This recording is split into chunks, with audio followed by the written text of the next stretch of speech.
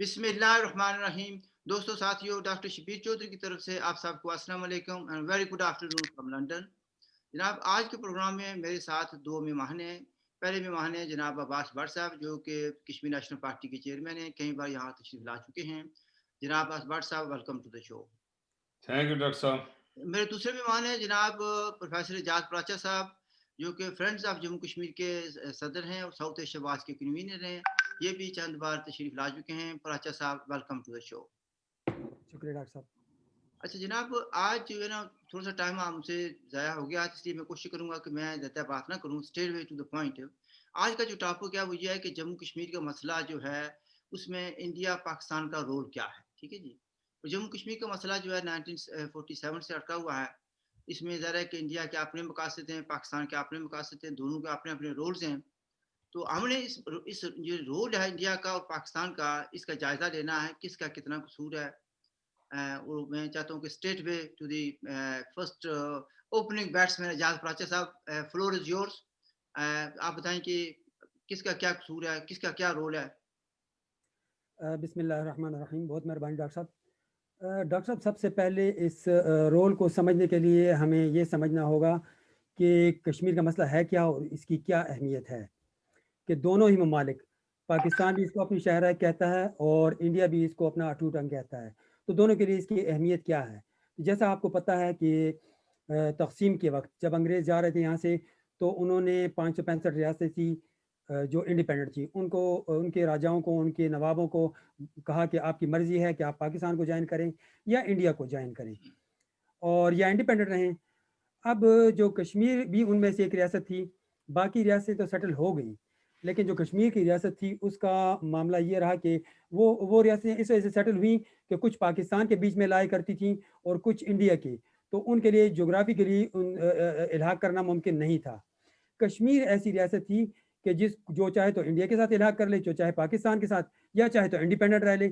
اس کے راجا نے یہ فیصلہ کیا کہ وہ انڈیپینڈنٹ رہے گا، اور اس انڈیپینڈنسی کو قائم رکھنے کے لیے اس نے پاکستان کے ساتھ ایک ایگریمنٹ کیا کہ میرے ساتھ جو معاملات جیسے چل رہے ہیں وہ ایسے ہی چلتے رہیں. اسٹینڈ اسٹل ایگریمنٹ اس کو کہتے ہیں. تو پاکستان کے ساتھ اس نے ایگریمنٹ کیا کہ جوں کا تو چلنے دیں ٹل فردر ڈیسیجن. تو پاکستان نے پھر کیا کیا کہ اس معاہدے کی ایک دم سے کچھ سائن کرنے کے بعد تقریباً 4-6 مہینے کے اندر ہی وائلیشن کر دی، اور وائلیشن اس شکل میں کی کہ اس نے کشمیر کے اوپر حملہ کر دیا.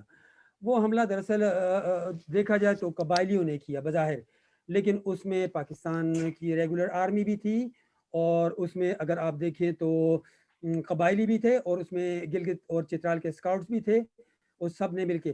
اگر میں آپ کو بتاؤں تو یہاں پہ ایک اہم کریکٹر جو کہ پیر آف مانکی شریف، امیر الحسنات جو تھے، انہوں نے یہ قبائلی پرووائڈ کیے، جن کا قائد اعظم کے ساتھ بھی بہت گہرا تعلق تھا. یہ اور آپ قائد کے اعظم، علاقے کے ہیں نا پیر فرمان کی شریف جو ہیں؟ ہاں جی، پیر آف مانکی نوشہرہ کے ہی ہیں. اور کیونکہ مانکی نوشہرہ سے تھوڑے ہی فاصلے پہ 3 کلومیٹر کے فاصلے پہ ایک قصبہ ہے، دیہات ہے. تو وہ پیر آف مانکی نے ان کو سپلائی کیے، جو اس وقت قبائلی کہہ لیں یا مفرور کہہ لیں یا کچھ بھی کہہ لیں. تو ان لوگوں نے حملہ کیا کشمیر کے اوپر، نہتے کشمیریوں کے اوپر اسٹینڈ اسٹل کی خلاف ورزی کرتے ہوئے ان کے اوپر انہوں نے حملہ کیا کشمیر کے اوپر. اور وہاں پہ ایک سائلنٹ ایگریمنٹ تھا، ان ریٹن ایگریمنٹ تھا کہ لوٹ مار میں جو بھی جس کے ہاتھ لگا وہ اس کا ہوگا، اور لینڈ جو ہے وہ گورنمنٹ آف پاکستان کی ہوگی. تو وہاں پہ انہوں نے بے دریغ لوٹ مار کیا کشمیر میں جا کے. کشمیر میں جب لوٹ مار جو جس طریقے سے میں نے آپ کو کہا، تو اب مہاراجا کے پاس چونکہ ایگریمنٹ ٹوٹ گیا تو اس کے پاس دوسرا کوئی آپشن نہیں تھا بچا. اس نے انڈیا کو ریکویسٹ کی کہ میری مدد کی جائے کہ انہوں نے میرے ساتھ کیا گیا معاہدہ توڑا ہے اور میں تو انڈیپینڈنٹلی رہنا چاہتا ہوں. تو انڈیا نے کہا کہ چونکہ اس میں پاکستان انوالو ہو گیا ہے تو اس معاملے میں ہم بغیر ایک ایگریمنٹ کے آپ کے ساتھ آپ کی مدد نہیں کر سکتے، کیونکہ 2 ملکوں کا معاملہ ہے. تو انہوں نے کیا کیا کہ ایک ایگریمنٹ مہاراجا کو کہا اگر آپ ہمارے ساتھ انیکسیشن کا ایگریمنٹ سائن کریں گے کہ آپ ہمارا پارٹ بننا چاہتے ہیں تو پھر تو ہم شاید آپ کو سپورٹ کریں. تو پھر مہاراجا نے ایک ایگریمنٹ سائن کر لیا انڈیا کے ساتھ کہ ٹھیک ہے، ہم کشمیر کو آپ کا حصہ بنانا چاہتے ہیں، آپ اپنی فوجیں بھیجیں تاکہ پاکستان کے ان لوگوں سے جو قبائلی ہیں اور جو دوسرے قسم کے انویڈر ہیں ان سے ہماری اور ہمارے عوام کی جان بخشی ہو سکے. تو وہ ایگریمنٹ ہو گیا. اس ایگریمنٹ کے بعد جو ہے تو دونوں ملکوں کی فوجوں نے دخل دیا اور بین الاقوامی طاقتوں میں بھی اس میں دخل دیا اور انہوں نے روک دی. چلے صاحب آپ نے انٹروڈکشن کر دی ہے, میں سمجھتا ہوں 5-6 منٹ آپ بولیں, ٹھیک ہے جی. میں چاہوں گا کہ میں تو کچھ کسی بات پر کوئی تبصرہ نہیں کروں گا, آپ نے جو کہا ہے میں تبصرہ کرتا ہوں تو پھر لوگ کہتے ہیں جی یہ بولتا ہے. نہیں, پرنسپل تو آپ کو کرنا چاہیے. اچھا نہیں, میں ابھی نہیں کروں گا نا. میں چاہوں گا کہ اسٹیٹ پہ ٹو عباس بٹ صاحب بھائی, floor is yours. Thank you جناب. سب سے پہلے جناب تو بہت شکریہ, جو کم از کم آپ نے ہمارے پیارے دوست پروفیسر پرادر صاحب کا دیدار تو کرا دیا اسی بہانے. ویسے یہ تقسیم ہند کا فارمولہ جو ایکسپلین کر رہے ہیں پرادر صاحب, میں ان سے ٹوکا اس لیے بھی نہیں ہے اور گلا بھی اس لیے نہیں کروں گا کہ یہ کشمیری نہیں ہے. ان کا اگر اتنا ہی نالج ہے تو it's more then enough for me. لیکن اس میں بہت سی باتیں ہیں جو کرنے والی تھی. جو تقسیم ہند کا فارمولہ تھا, یہ سارے پرادر صاحب جانتے ہیں کہ ہندوستان 2 حصوں میں تھا.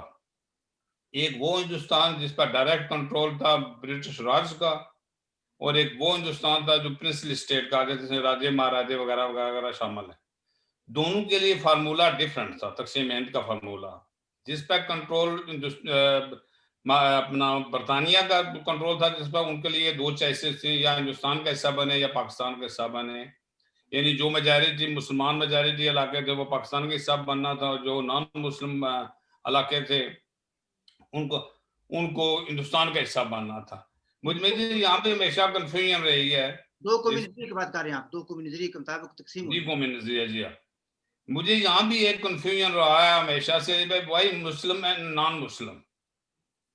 یہ کیوں نہیں ہوا تھا کہ ہندو اور نان ہندو, یہ فارمولہ بھی تو اپلائی کیا جا سکتا نا. صرف مسلمانوں کو کیوں پھنسا گیا اس کے اندر؟ اس کے پیچھے کیا راز شامل تھا؟ یعنی دوسرے لفظوں میں مسلمانوں کو تقسیم کرنے کی بھی یہ سازش تھی کہ بھائی مسلمانوں کو کس طریقے سے تقسیم کیا جائے. اگر ہندو نان ہندو ہوتے, یہ دیکھیں بحثیت مذہب کے یا بحثیت کلچر کے, جو سکھ ہیں, جو کرسچن ہیں, یہ اسی طرح یہودی ہیں, یہ مسلمانوں کے زیادہ نزدیک ہیں بجائے ہندوؤں کے نزدیک ہونے کے. اگر وہ ہندو اور نان ہندو, مسلم اور نان مسلم کے بجائے ہندو نان ہندو کا فارمولہ اپلائی کیا جاتا تو یہ علاقہ زیادہ بنتا تھا, جو اس وقت پاکستان بنا بجائے اس علاقے کو جو اس وقت دیا گیا تھا. بہرحال جس بیس پر یہ تقسیم ہوا, ہندوستان تقسیم ہوا, اس میں ایک واحد ریاست یہی بچی اینڈ آف دی ڈے. یعنی کسی پہ تو قبضہ کر لیا گیا, کسی پہ ہندوستان نے زبردستی قبضہ کر لیا, کسی پہ پاکستان نے زبردستی قبضہ کر لیا. ایک یہ واحد ریاست تھی جو کہ تقسیم ہوئی اس وقت, اور اس میں بھی مختلف آراء ہیں. جس طرح آپ نے فرمایا کہ وہ اس نے اسٹینڈ اسٹل ایگریمنٹ کیا تھا مہاراجا کہ شاید وہ پاکستان کے ساتھ نہیں رہنا چاہتا یا ہندوستان کے ساتھ نہیں رہنا چاہتا بلکہ انڈیپینڈنٹ رہنا چاہتا تھا. اس میں بھی ایک سوال یہ پیدا ہوتا ہے کہ 15 اگست کو ہندوستان اور پاکستان تو بن گئے اپنی جگہ پر, ایک آزاد ہو گیا, ایک مرض وجود میں آ گیا, چلو مان لیا اس ساری چیز کو. اسی طریقے سے 15 اگست کو جموں کشمیر کا جو علاقہ ہے وہ بھی ایک آزاد و خود مختار بن گیا. تو ہمارا مہاراجا جو تھا, مہاراجا ہری سنگھ, پاکستان 14 اگست کا اعلان کرتا ہے, یعنی 15 اگست کو بیسیکلی مرد وجود میں آیا. اور 15 تاریخ کی شام کو ہی پہلی ٹیلی گرام جو پاکستان کے فارن آفس سے جاتی ہے, وہ یونائٹڈ نیشن میں جاتی ہے کہ ہم یو این کا ممبر بننا چاہتے ہیں, ممبر ملک بننا چاہتے ہیں یونائٹڈ نیشن کے. چلو جی, اس پر کچھ ٹائم لگا, 10-12 دن کے بعد ان کو واپس جواب ہے, yes they are member of United Nation more. لیکن ہمارا مہاراجا ہری سنگھ جس کے ہم گیت گاتے ہیں, وہ 15 اگست سے لے کر 22 اکتوبر تک کس انتظار میں بیٹھا رہا کہ اس نے یونائٹڈ نیشن کا ممبر بننے کی کوشش کیوں نہیں کی؟ آخر اس میں کیا راز تھا؟ اس میں بہت سے راز آتے ہیں, بہت سی باتیں آتی ہیں. اس کا یہ دیکھو, جو اس کا وزیر اعلیٰ تھا, اس کو وزیر اعظم تھا جو اس وقت کا, اس کو اس نے فوراً بدر کر دیا, اسے ختم کر دیا, اسے اٹھا دیا وہاں سے, اس کو ریپلیس کر لیا, کیونکہ اس کے اپنے بھی مہاراجا کے ساتھ اختلافات تھے. مہاراجا کسی بھی صورت میں, یہ آزاد وغیرہ کا نام ہی ہے, وہ بھی ذہنی طور پر چونکہ وہ بھی ہندو تھا تو نیچرلی اس کا جو انٹرسٹ تھا ہندوستان کے ساتھ موجود تھا. اگر وہ آزاد و مختار رہنا چاہتا تو اس وقت وہ اقدام ضرور کرتا کہ یہ قدم اس نے اٹھانے چاہیے تھے جو قدم اس نے نہیں اٹھائے, تاکہ اس کو ایک ساورن اسٹیٹ کا ایز اے بادشاہ سمجھنے ہیں, مہاراجا سمجھنے ہیں, راجا سمجھنے ہیں, والی وارث سمجھنے ہیں, وہ بن سکتا اس وقت. یہ بہت سی اس طرح کے بہت سے اور بھی باتیں ہیں. اب اسٹینڈ اسٹل کا ایگریمنٹ تو ہوتا ہے. اسٹینڈ اسٹل ایگریمنٹ سے کیا مراد ہے کہ پاکستان نے بھی اگر اسٹینڈ اسٹل ایگریمنٹ مہاراجا کے ساتھ کیا تو اس سے مراد یہ ہے کہ اس نے ان کی ساورنٹی کو قبول کیا پاکستان نے. یہ نہیں کہا جا سکتا کہ پاکستان نے قبول نہیں کیا. ہندوستان نے انکار کیا یا وقت مانگا مزید, ابھی تک ہندوستان نے فیصلہ نہیں کیا تھا. اس کا مطلب ہندوستان نے مہاراجے کی ساورنٹی کو قبول نہیں کیا تھا اس وقت تک جب تک کہ وہ سائن نہ کرتے اس سے اسٹینڈ اسٹل ایگریمنٹ پہ. پاکستان نے ایکسیپٹ کر لیا. یس, اس کے بعد کیا ہوا یہ ساری دنیا کے بعد جانا کہ 22 اکتوبر کو قبائلی آتے ہیں, حملہ ہوتا ہے. اس سب سے پہلا ہمارا جو ہے ریاست کی وہ اس پر آتا ہے مظفر آباد میں. وہ انہوں نے قتل و غارت اپنی شروع کی. وہ قتل و غارت گری جاری رہی, کتنے دن وہ جاری رہی. اس کے بعد مہاراجے کو یہ محسوس ہوا. ابھی جی آپ نے ایک پوائنٹ بیان کیا اپنا پوائنٹ آف ویو, یعنی کچھ پوائنٹس جو آپ نے بات کی ان پر میں بھی بات کر سکتا ہوں, لیکن میں again I'll go back to اعجاز پراچا. دیکھیں کہ وہ آپ کے جو بیان کردہ پوائنٹس ہیں ان پر کچھ وضاحت کرنا چاہتے ہیں یا یہ وانٹس ٹو گو آن. جی پراچا اچھا, تو صاحب. ڈاکٹر صاحب اس سلسلے میں سب سے پہلے تو میں بڑے ادب و احترام کے ساتھ بٹ صاحب کی خدمت گزارش کروں گا کہ چونکہ پاکستان, انڈیا اور کشمیری تینوں ہی اس مسئلے سے متاثر ہیں, تو اس کے لیے کشمیری ہونا میرا حساب سے ضروری نہیں ہے. ایکولی اس سے متاثر ہو رہے ہیں بطور پاکستانی کے, ہم بھی اسی طرح متاثر ہو رہے ہیں جیسے انڈین عوام, جیسے کشمیری. تو دوسری بات یہ ہے کہ چونکہ تاریخ تو کسی کا وہ نہیں ہوتا کہ صرف جو ہے تو مقامی لوگوں کو یا کشمیری لوگوں کو کشمیر کے مسئلے پہ بولنا چاہیے اور دوسروں کو نہیں بولنا چاہیے. اچھا, اور دوسری جہاں تک انفارمیشن کی بٹ صاحب نے بالکل درست فرمایا, اور انہوں نے دراصل میری بات کی تائید کی جو شاید میں نے بہت تیزی سے بات کی اور سمجھ نہیں لگ سکی. اس کی کہنا یہ تھا کہ واقعی یہ بات درست ہے, اور میں نے یہی کہا اپنے اسٹیٹمنٹ میں کہ انڈیا کے دراصل دو ہی حصے تھے.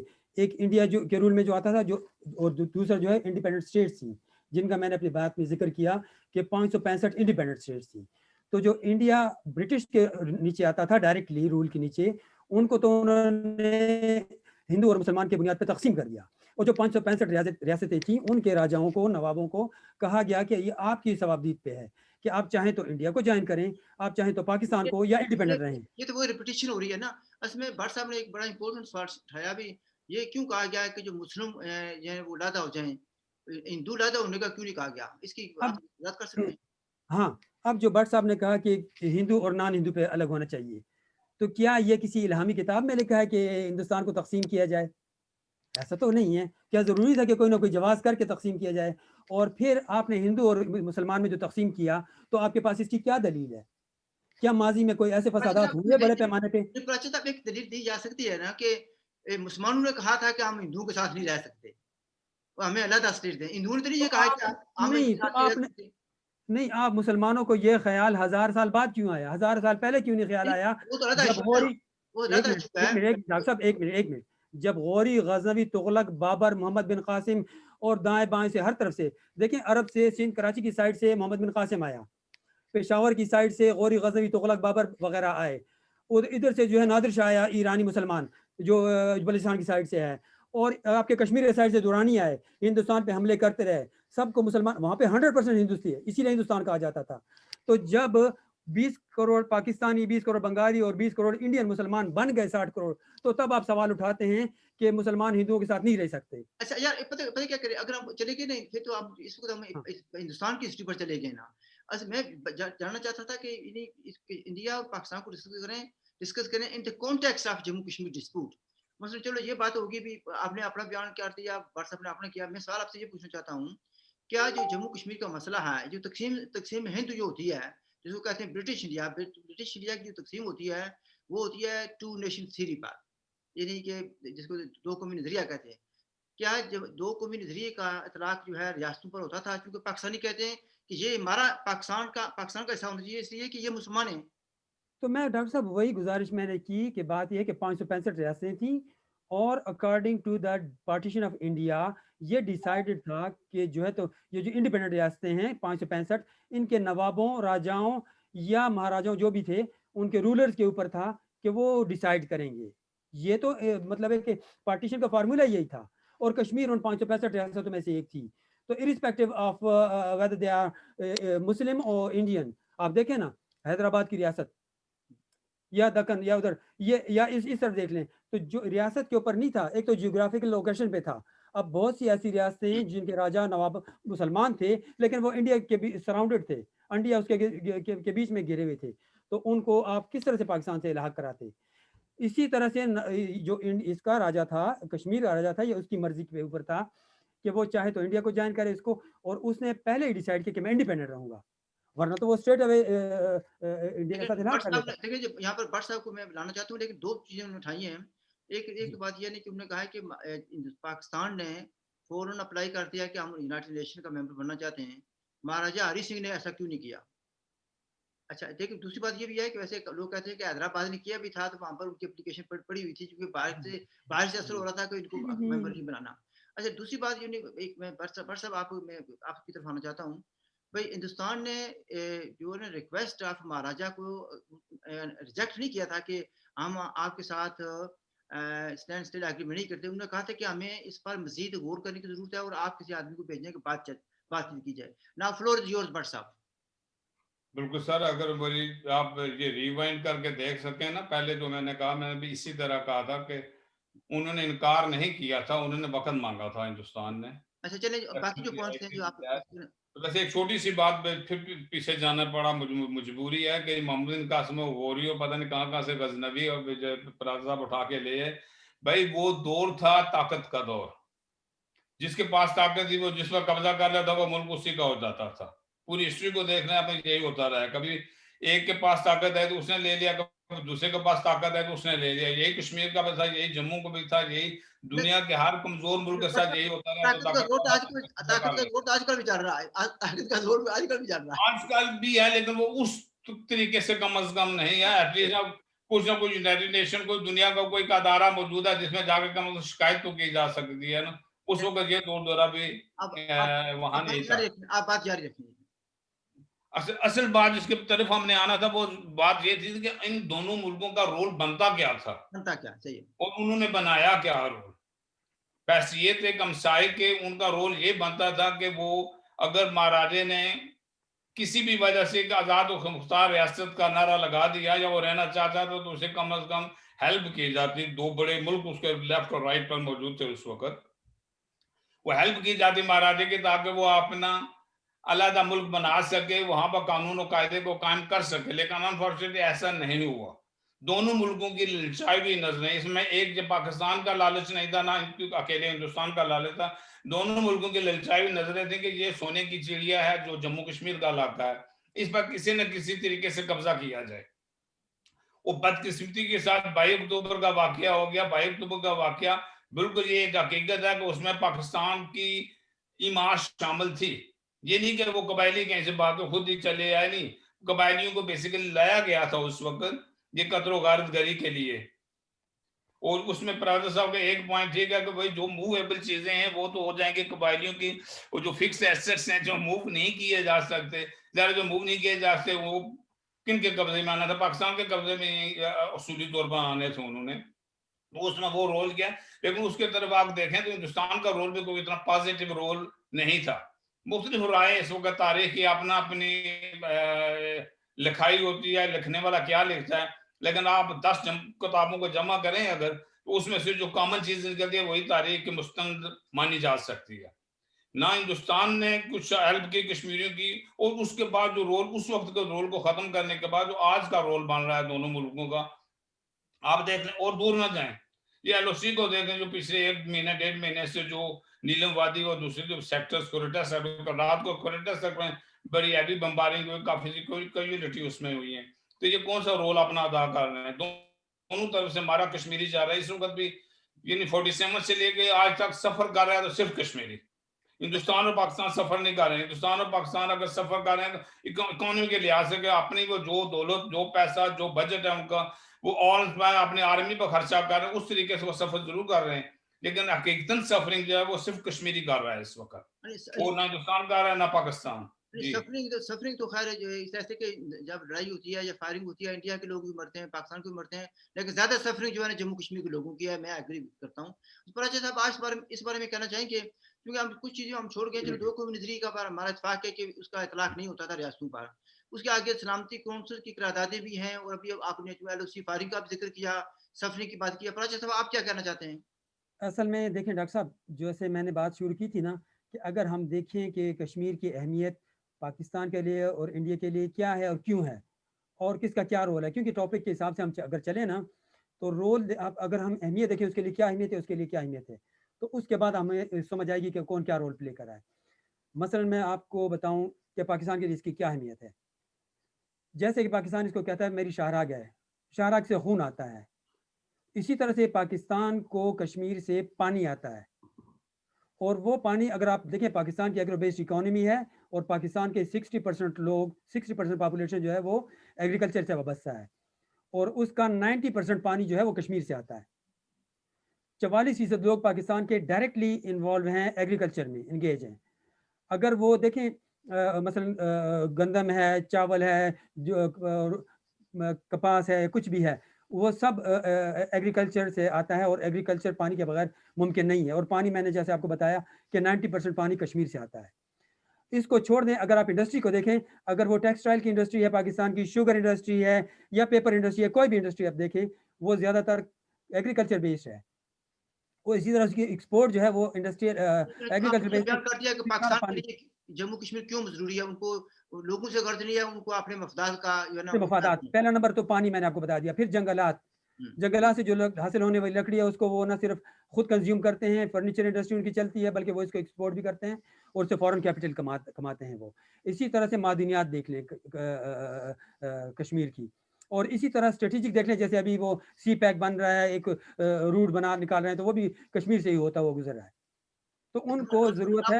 آپ نے یہ بیان کر دیا کہ ان کے پاکستان کے لیے کیوں ضروری ہے.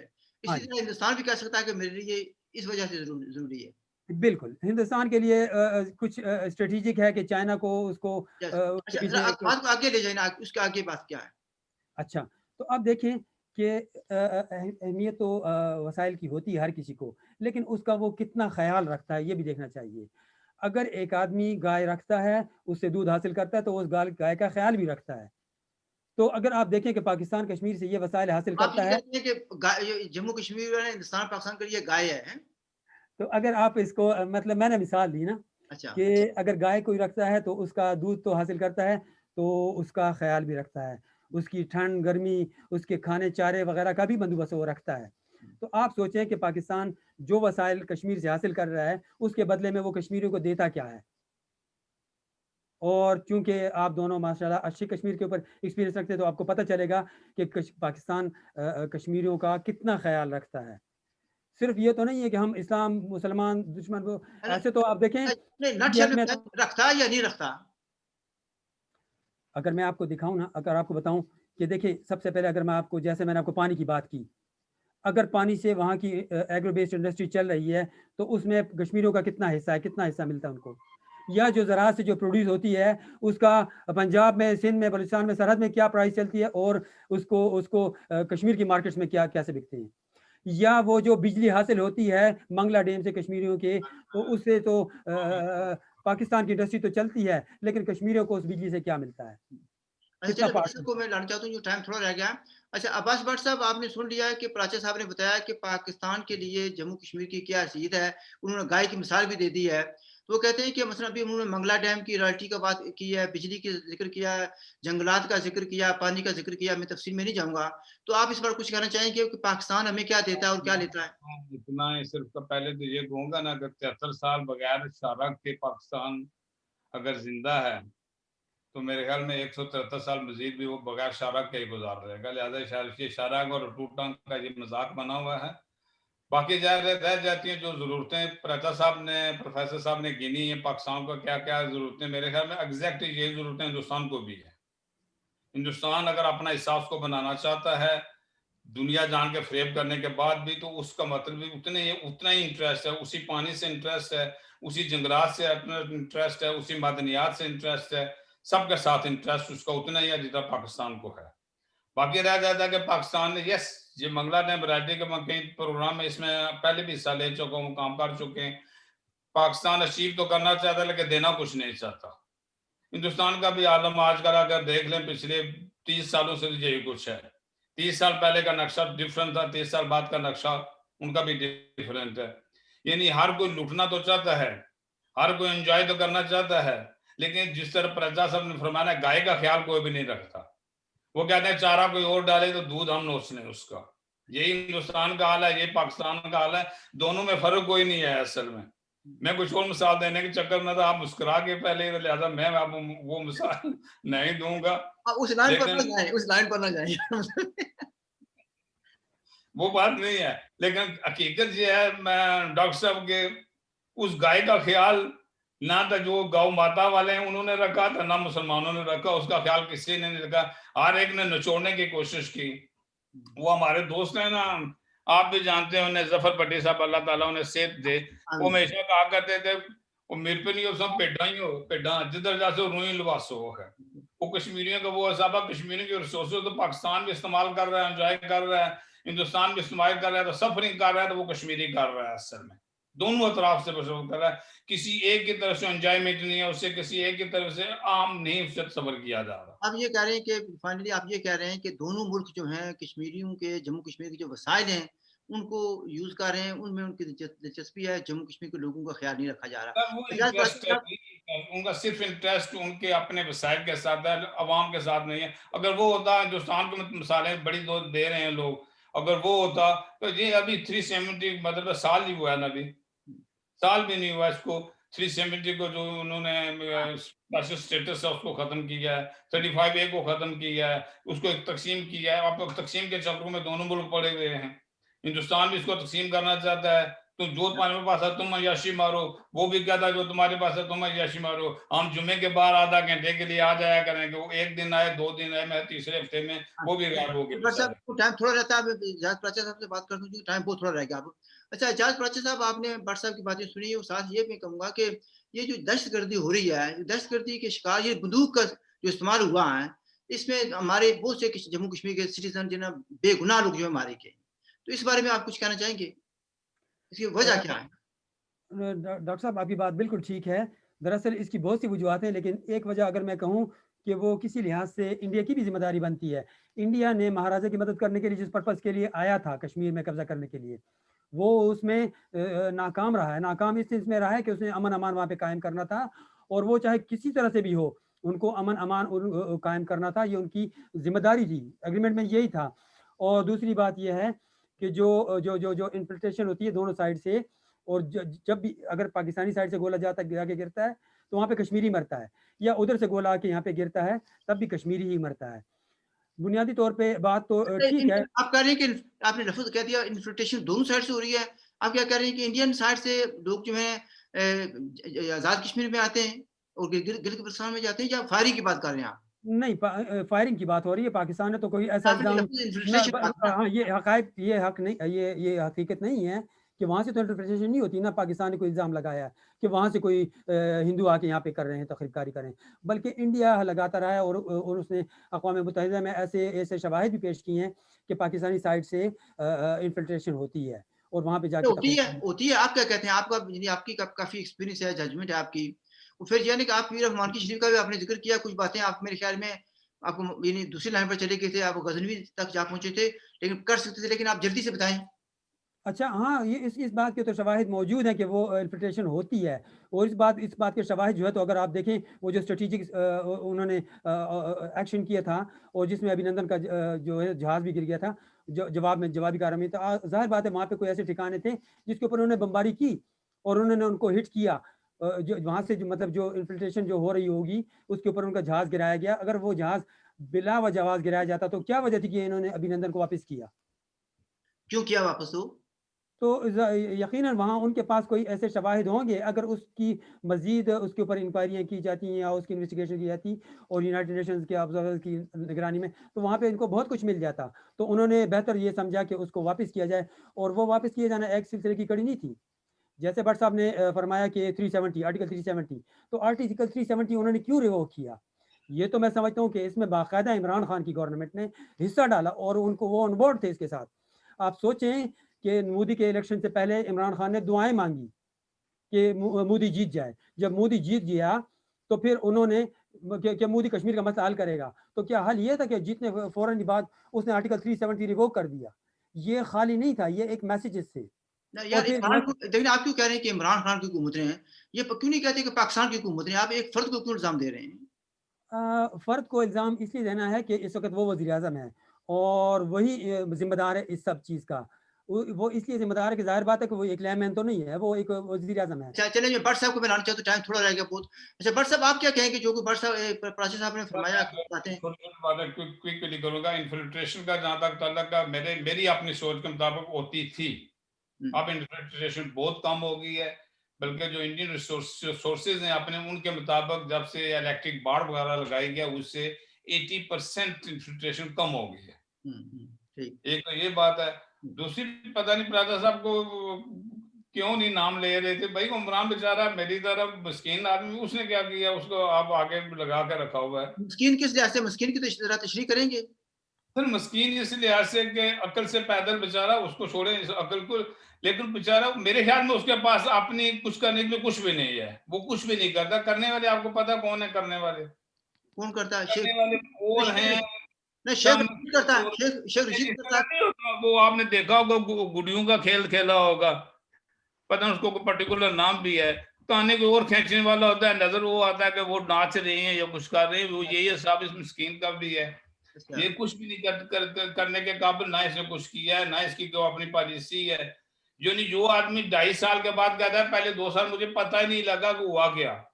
یہ نہیں پتا چلا جیسے تجربہ گاہ بنائی ہوئی ہے انہوں نے. ایکسپیریمنٹ ہو رہے ہیں پاکستان میں اتنے کروڑ عوام کے ساتھ. اچھا بٹ صاحب یہ بتائیں کہ پراچا صاحب یہ کہہ رہے ہیں کہ ان کا مفہوم ان کا یہ تھا کہ ہندوستان اور پاکستان نے جو کچھ کیا مل کر کیا ہے.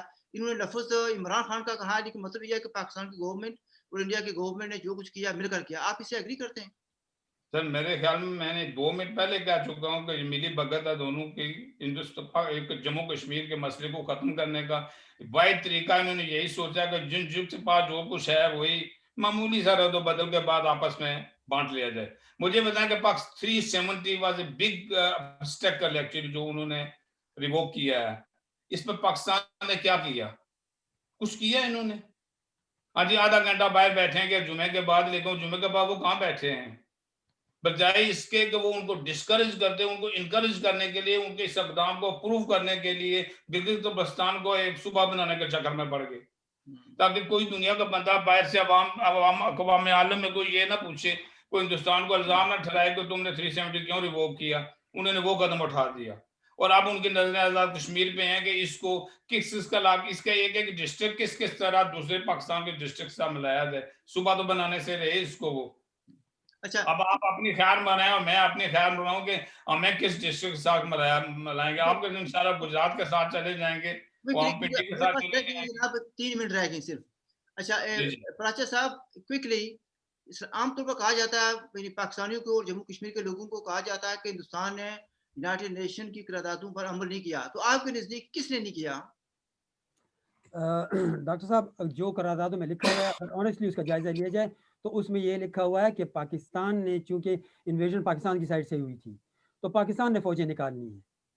مطلب اب ہم پاکستانیوں کو کچھ بھی کہتے رہے ہیں یا کشمیریوں کو کچھ بھی پاکستان نے فوجیں نکال لی ہیں تو اس میں یہی لکھا ہوا ہے. نہیں ظاہر بات ہے کہ فوج تو نہیں نکالی، لیکن میں آپ کو جو کہہ رہا ہوں کہ وہ لکھا تو یہی ہوا ہے کہ پاکستان نے فوجیں نکالنی ہیں اور پھر انڈیا جو ہے سیکنڈ سٹیپ کے طور پہ انڈیا جو ہے بلک آف ملٹری وہ آرمی کو نکالے گا. لیکن پہلے پاکستان نکالا ہے، سٹیپ بائی سٹیپ ہونا ہے. پہلے پاکستان نے فوجیں نکالنی ہے، پھر انڈیا نے بلک فوج نکالنی ہے، تاکہ امان اس کے بعد جو ہے تو ریفرینڈم وغیرہ کا جو بھی پلیبسسٹ کا جو چکر ہے وہ ہوگا. پھر قصور کس کا ہوا؟ تو ظاہر بات ہے اگر پاکستان نے اس پہ عمل نہیں کیا تو پاکستان کا قصور ہے. کشمیر کو اگر ہم مطالعہ پاکستان میں کیا پڑھاتے ہیں؟ کہتے ہیں کہ مختلف نہیں ہے.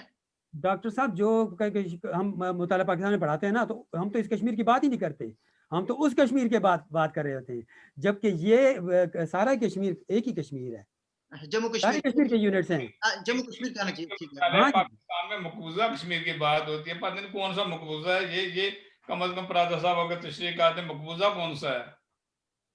اب چونکہ اسٹیٹ کے تو 5 ہی حصے ہیں اور سارے کی سارے جموں اینڈ کشمیر ہے، تو ظاہر بات ہے کہ سارے کشمیر کی بات ہوتی ہے. لیکن یہ تو مطلب ہے کہ کس کو کہتے ہیں آپ؟ مقبوضہ کون سا ہے؟ سارے کا سارا مقبوضہ ہے، سب کا اچھا سب مقبوضہ ہے. اسی کے ساتھ کرنا تھا. جب ایک ایشو پہ بات نہیں ہوئی اور اس کا ڈسپیوٹڈ ہے تو وہ سارے کا سارا ایریا ڈسپیوٹڈ ہے. اچھا چاہے کوئی یہ- کے قبضے میں بھی ہو. اچھا، ایون وہ چائنا والا بھی ڈسپیوٹڈ ہے جو پاکستان نے چائنا کو گفٹ کیا.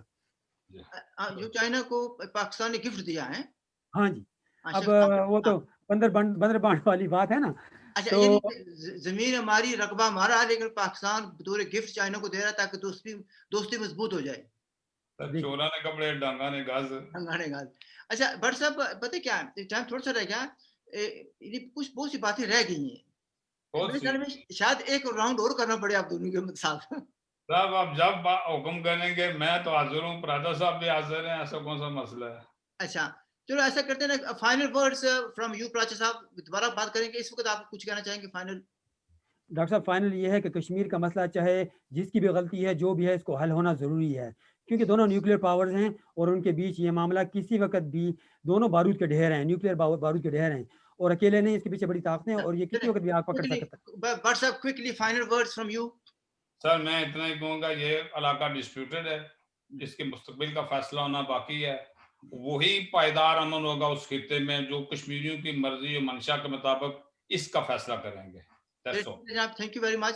اچھا ناظرین آپ نے ڈیبیٹ سنی، میں نے تو بہت کم دخل دیا، بہت سی باتیں میں کہہ سکتا تھا نہیں کہیں، لیکن یہ کہہ رہے ہیں کہ پراچا صاحب نے کہا کہ 2 نیوکلیئر اسٹیٹس کے درمیان ہے، لیکن یہ شاید بھول گئے کہ 3 نیوکلیئر اسٹیٹس کے درمیان ہے. چائنا بھی نیوکلیئر ہے، اس کے پاس بھی جموں کشمیر کا کچھ علاقہ ہے اور ہم تو بڑی بری طرح پھنس گئے ہیں. آئی لیو اٹ ایٹ دیٹ. میں سمجھتا ہوں کہ مناسب وقت پر ان دونوں سے دوبارہ ٹائم دے کر میں بات کروں گا. The debate should go on, not the guns, the debate should go on. I leave it at that. ہماری طرف سے آپ سب کو السلام علیکم، خدا حافظ، look after yourself. Thank you جناب، اللہ حافظ.